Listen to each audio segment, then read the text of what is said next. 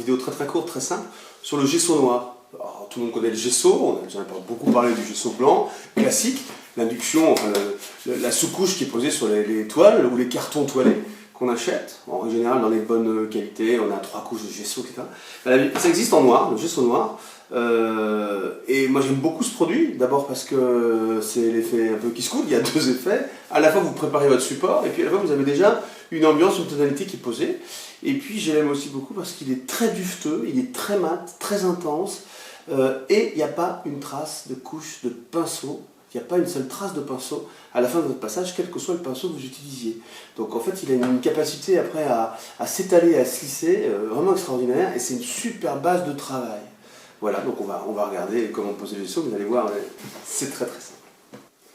Alors voilà, donc la pose du gesso noir, très très simple. Directement, moi directement sur le tube, j'ai pris un corps tout toilé, mais ça s'applique bien sûr sur des toiles. Hein. Voilà, avec le son qui va avec.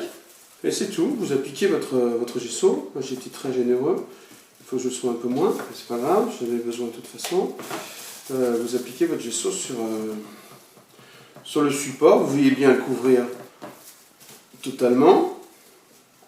Vous enlevez les excès. Encore une fois, je vous dis, le gesso en séchant va s'étaler, lisser, et on va voir ça tout à l'heure.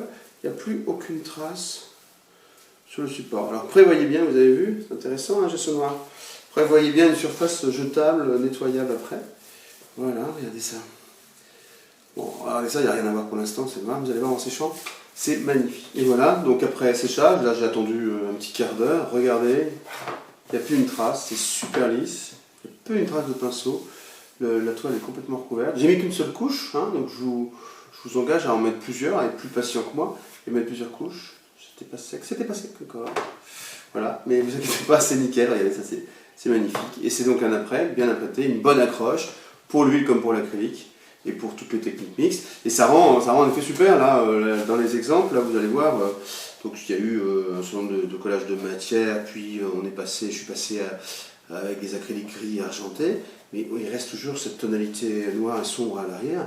C'est vraiment, vraiment chouette, quoi. Hein. Je fais aussi, voilà, ça a été utilisé ici avec d'autres techniques.